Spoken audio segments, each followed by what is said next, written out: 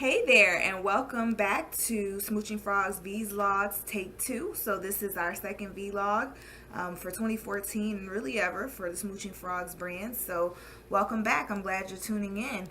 Today, we're going to talk about a few different topics. The first one is about a recent, well, I guess now at this point, not so recent Lily Allen controversy, and I just wanted to touch base on a couple of things with that. I wanted to follow up on my Beyonce comments from the last time, talk about our newest celebrity frog, and no, I'm not talking about Dwayne Wade. We have someone else who's made the list, and also give you a follow-up on the car situation. So here it goes. Alright, so Lily Allen, if you've been tuning in or if you've been reading my articles, the last article or one of the last articles that I wrote was on a song that she did Friday night. And I liked the song. I thought it was a pretty tough beat, and her messages are always pretty harsh, and I kind of like that tough girl edge. So I appreciated the song.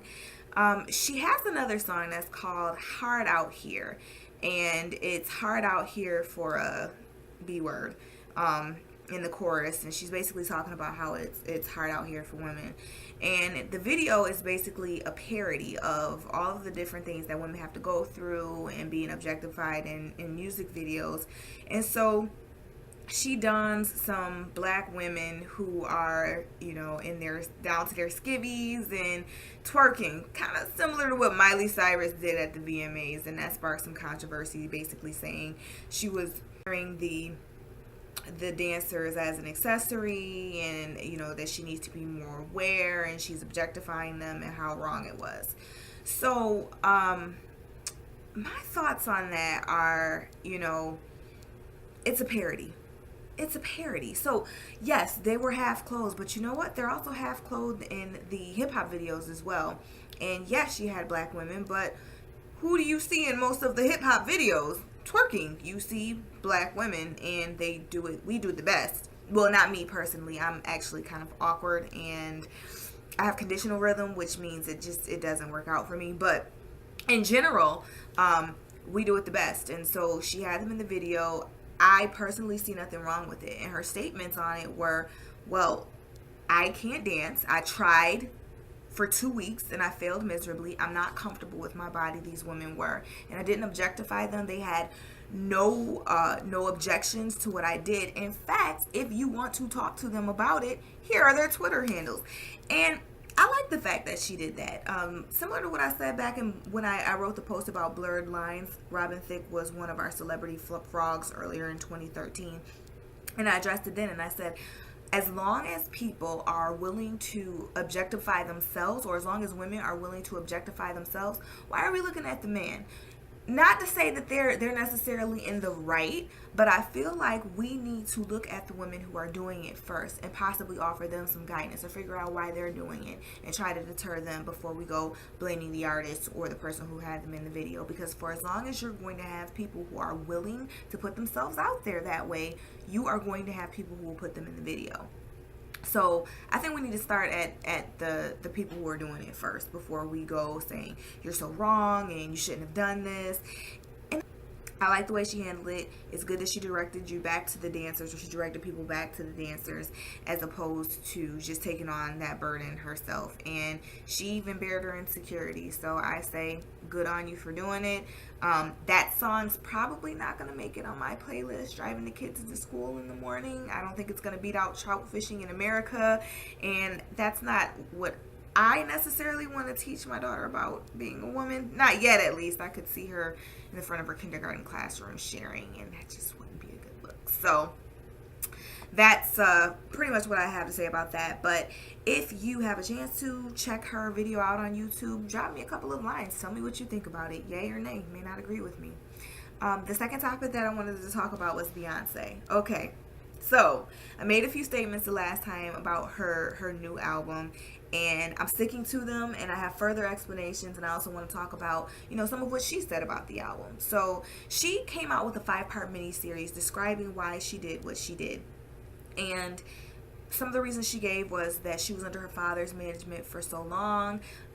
She kind of felt closed in. She felt cornered. And, okay, those weren't her exact words. Basically, she was under his thumb for a long time. And, you know, she was tired of doing what people expected to do. Take note, if you have kids, this is what happens when you keep them repressed and, you know, not in the real world. She also said she wanted to be honest and true to herself, and she feels like her audience grew up and she wanted to put music out that reflected that growth. What I say to that is, yeah, as a teenager, I grew up with Beyonce and Destiny's Child, and I'm kind of wondering, are you saying that all of your listeners are sluts because your album is like pretty much all about sex and being over sexualized? And I think what confuses me more is the fact that she's talking about being a feminist now, and she didn't actually talk about women being objectified, but she references gender equality in an op-ed that she did for the Shriver Report. I think that it's a contradiction. If you are, you know, saying that women need to be treated equally, and you know you're demanding that respect, why are you hopping around in a leotard all the time? I mean, you're running around saying, "Who run the world? Girls were so great," and you have no clothes on. So I think that the first step is respect yourself. Part of what she says in the article, and I agree with, is raise your children to think about gender equality and to respect women. And absolutely, we should all be doing that. But how much respect can my daughter have for herself watching you on the screen naked and thinking that's what she's supposed to do for men? Or how many women are going to get that message that their man should treat them and reciprocate all the things that they're doing for them when we watch you in the video and you're dancing on Jay-Z like a trophy wife and he's not really reciprocating that? So before I can believe the talk, I need to see her walk in the walk. And I think that more of my disappointment with Beyonce comes from the tangibility of celebrities in this day and age, because before you couldn't get this close to celebrities. They weren't as accessible to you, and now the kind of the smoke and mirrors is gone. It's almost like, you know, as you're a child, you romanticize what they would be like, and they're only human. So that's something I kind of have to carry with myself. I have some criticisms there, and I just need to move past that, and I'm at peace with it. I understand she's only human. She does things that I'm not gonna like, and I do things that other people aren't gonna like, and that's just kind of what it is. So kudos to her if this is the direction that she wants to go in, and it makes sense to her and people support her. Hey, but I'm a little iffy on that. You know, we do have another anthem out of it. I woke up like this. Yeah, I woke up like this. No, I didn't wake up like this. Actually, I woke up more like this.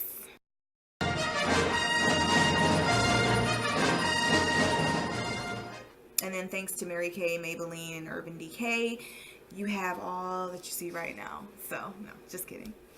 My next topic is our new celebrity frog, or who I'm deeming our new celebrity frog, Ludacris. So in my last Celebrity Frogs feature, we talked about Dwayne Wade fathering a child while him and Gabrielle Union were on a break. Right. So apparently that whole getting people pregnant on a break thing is like the all the rage amongst celebrities, because now Ludacris also got someone pregnant. Her name was Tamika Fuller, and he was on a break from his girlfriend of 4 years now when it happened, supposedly.